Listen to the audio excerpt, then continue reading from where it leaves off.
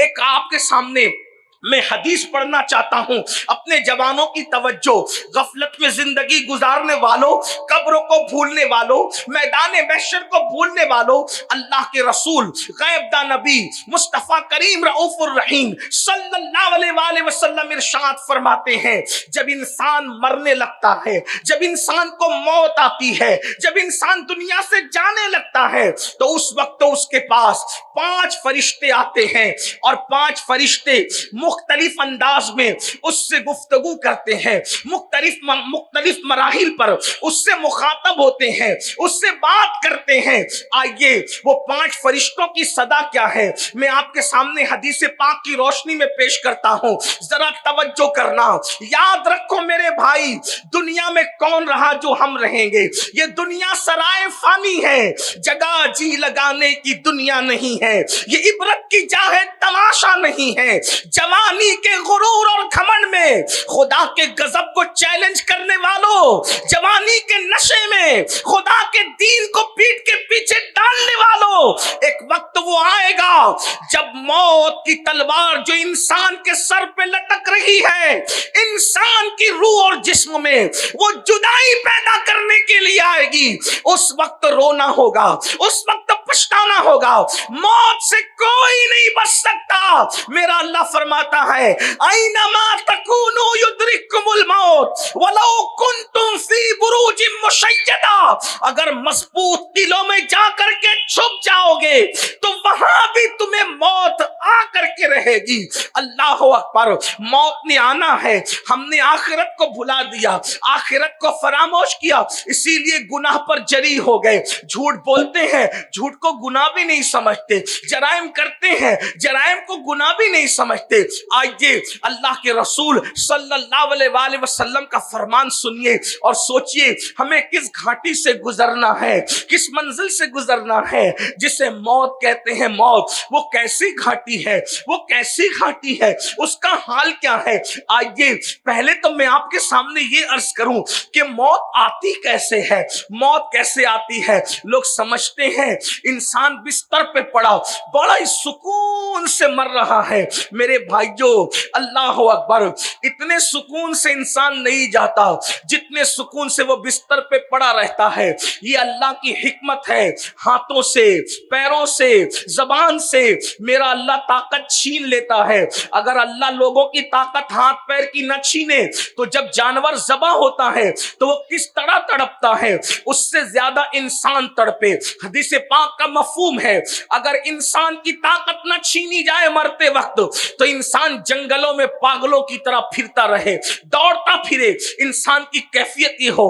آؤ ذرا جس گھاٹی سے گزرنا ہے جسے موت کہتے ہیں، مسلمان ہو کر بھی دین کو پیٹ کے پیچھے ڈالا ہے، مسلمان ہو کر بھی اللہ کے دین کو بھلا دیا ہے، مسلمان ہو کر بھی آخرت کو فراموش کر دیا ہے. آؤ آؤ اللہ اکبر.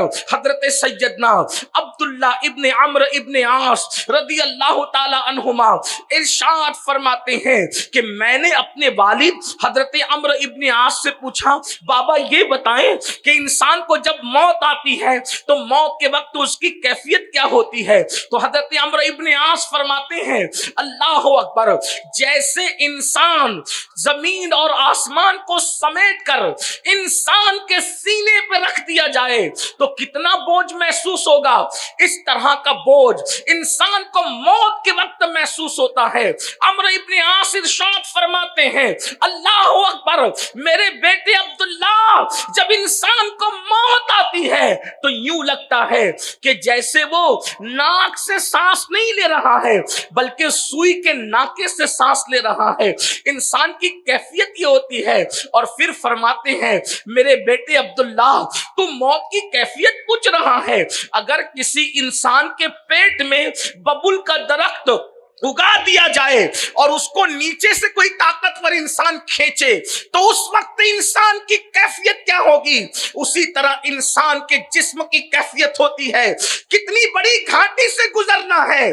کانوں میں ایئر فون لگا کر گانوں سے جھومنے والوں، اللہ کے خوف میں رونے کی بجائے ہیرو ہیروئن کی جدائی کے مناظر دیکھ کے رونے والوں، اپنی موت کو یاد کر کے، موت کی تکلیف کو یاد کر کے اللہ کے खौफ से आंसू बहाने की बजाय ड्रामों को देख कर रोने वालों, कभी तसव्वुर तो किया होता ये वो हकायक है जिसको फरामोश नहीं किया जा सकता, ये वो हकायक जिनको भुलाया नहीं जा सकता।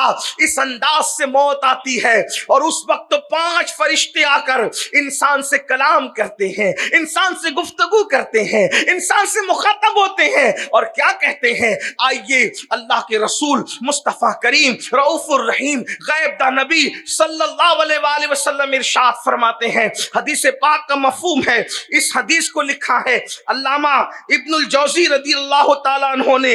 आका इरशाद फरमाते हैं कि जब इंसान की रूह उसके हलक में अटकती है, अल्लाह के रसूल फरमा रहे हैं, अल्लामा इब्नुल जौजी लिख रहे हैं, अल्लाह अकबर, मेरी कौम के जवानों जरा तसव्वुर करो, अल्लाह के सच्चे रसूल खातिमुन नबीयीन सादिक व मस्दूक सल्लल्लाहु अलैहि वसल्लम फरमाते हैं जब इंसान के हलक में उसकी रूह अटकती है तो पहला फरिश्ता आकर उससे गुफ्तगू करता है, उससे कलाम करता है। जरा हुजूर की इस हदीस पे तवज्जो तो करें, इंसान की रूह जब उसके हलक में अटकती है, जरा तसव्वुर करो मेरे भाइयों, अल्लाह अकबर, नरम नरम गद्दों पे लेटकर जिना की फिल्में देखने वाले जरा गौर तो करें, नशा करने वाले जरा गौर तो करें, हलक के अंदर रूह अटकती है। रूह कभी सोचा मछली का कांटा हलक में फंस जाए तो क्या कैफियत होती है, रोटी का टुकड़ा हलक में फंस जाए तो क्या कैफियत होती है। अल्लाह अकबर, जो हलक मछली का कांटा और बने लुकमे का फंसना बर्दाश्त न कर सके, जब इसके अंदर रूह अटकती होगी तो इंसान की कैफियत क्या होती हो। और अल्लाह के रसूल ने फरमा दिया, हुजूर ने जो कह दिया वो हक है, उससे न कम हो सकता है न उससे ज्यादा हो सकता है, इसलिए कि कायनात में सब सच्चों में सबसे बड़ा सच्चा खुदा की मखलूक में कोई है तो वो आमिना के लाल मुस्तफा जान रहमत है। हुजूर इतने सच्चे हैं कि उनके सच्चा होने की गवाही उनके दुश्मन भी देते नजर आते हैं, इतने सच्चे रसूल। अल्लाह अकबर, फरमाते हैं जब इंसान के हलक में उसकी रूह अटकती है तो पहला फरिश्ता आकर उसको पुकार कर कहता है, ऐ आदम के बेटे, तेरा ताकतवर बदन कहां गया। फरिश्ता उससे मुखातब होकर के कह रहा है, आदम के बेटे, यही बदन पर गुरूर करते हो ना, इसी जिस्म पर घमंड करते हो ना। अल्लाह का फरिश्ता आकर के कहता है, आदम के बेटे, तेरा ताकतवर जिस्म कहां चला गया। और उसके बाद वो फरिश्ता पुकार कर कहता है, आज तू कितना कमजोर है, कितना कमजोर है आज तू, कहां गई तेरी फसी जबान, जिस जबान को तू चर चर चलाता था वो तेरी जबान कहां गई। और उसके बाद कहता है, आज तू कितना खामोश है। अल्लाह अकबर, फरिश्ता कहता है, आज तू कितना खामोश है, तेरे अजीजो अकरबा, तेरे घर वालों ने तुझे कहां छोड़ दिया, तुझे तन्हा छोड़ दिया, तुझे अकेले छोड़ दिया।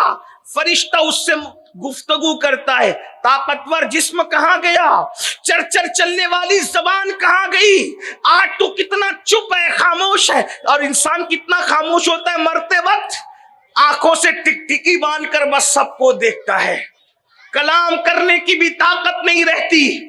उस मंजर को याद करो अल्लाह के बंदो, आखिरत को भूलने वालों उस मंजर को याद करो, कब्र को भूलने वालों उस मंजर को याद करो। बहुत दिन तक कुछ नहीं रहेगा, बहुत दिन तक कुछ नहीं चलेगा। कब तक गुनाह करोगे, जब तक के जिस्म और रूह का रिश्ता है तभी तक ना। एक वक्त तो वो आएगा कि रूह का रिश्ता जिस्म से टूट जाएगा, सिर्फ पछताओगे मेरे भाइयों, किस दुनिया से जी लगाया है। शहद दिखाए, जहर पिलाए, कातिल डाइन शौहर कुश, इस मुर्दार पे क्या ललचाया। दुनिया देखी भाली है, इस दुनिया نے بوڑھی دنیا نے جس کی ہزاروں سال کی عمر ہو گئی، یہ بوڑھی جو بن سور کے آتی ہے، لوگوں کے ساتھ فریب کرتی ہے، لوگوں کے ساتھ دھوکہ کرتی ہے، اگر اس دنیا نے بن سور کر فرعون کو نہ ورگلایا ہوتا تو اس نے خدا ہونے کا دعویٰ نہ کیا ہوتا، نمرود کو اس دنیا نے نہ ورگلایا ہوتا تو نمرود خدا کا باغی نہ ہوا ہوتا، انا ربکم الاعلی کی صدائیں بلند نہ کرتا۔ اللہ کے بندو، ان کے تخت کہاں گئے، ان کے تاج کہاں گئے، ان کے غرور کہاں گئے، ان کے گھمنڈ کہاں گئے، کہاں گئے ان کے محلات؟ اللہ کے بندو، وہ بادشاہ تھے، آپ اور ہم تو بادشاہ بھی نہیں ہے۔ خدا کو بھول رہے ہو، آخرت کو بھول رہے ہو؟ نہیں نہیں، یہ مسلمان کی شان نہیں۔ جب مرو گے، نزا اور سکرات کا عالم ہوگا، روح حلق میں اٹکے گی تو پہلا فرشتہ کہے گا کہاں ہے تیری طاقت، کہاں ہے تیری قوت، کہاں ہے تیری زبان؟ آج تیرے رشتہ داروں نے، اقربا نے، عزیزوں نے تجھے تنہا چھوڑ دیا، اس وقت انسان کتنا بے بس ہوگا۔ فرشتہ کہتا ہے آج سب نے تجھے چھوڑ دیا، سب چھوڑ دے، بیوی چھوڑ دے گی، بچے چھوڑ دے، سب چھوڑ دے، کون آتا ہے ساتھ؟ کوئی نہیں آئے گا۔ پھر اللہ کے رسول علیہ السلام ارشاد فرماتے ہیں جب اس کی روح نکال لی جاتی ہے تو دوسرا فرشتہ آتا ہے، روح نکلنے کے بعد، اور وہ فرشتہ بھی اس سے کلام کرتا ہے، اور فرشتہ کیا کہتا ہے ذرا سنیں۔ وہ فرشتہ کہتا ہے تنگ دستی کے خوف سے جو مال تو نے جمع کیا تھا، نہ حرام دیکھا نہ حلال، وہ مال کہاں گیا؟ تجھے بہت خیال تھا نا مالدار بننے کا، دولت مند بننے کا، کہاں گیا تیرا مال؟ اور سوچو وہ مال گیا جاتا کہاں ہے؟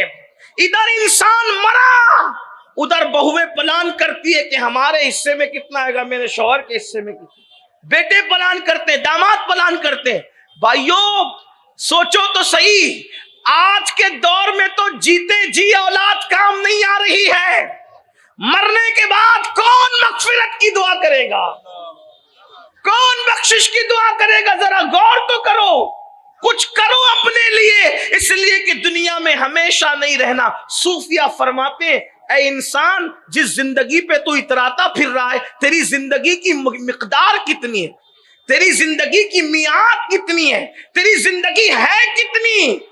تو صوفیہ فرماتے ہیں پیدا ہوئے تو کان میں اذان بھی گئی، مر گئے تو نماز جنازہ پڑھی گئی، اذان بھی ہو گئی، اقامت بھی ہو گئی، اقامت اور جماعت کے درمیان جتنا ٹائم رہتا ہے بس اتنی تیری زندگی کا وقفہ ہے۔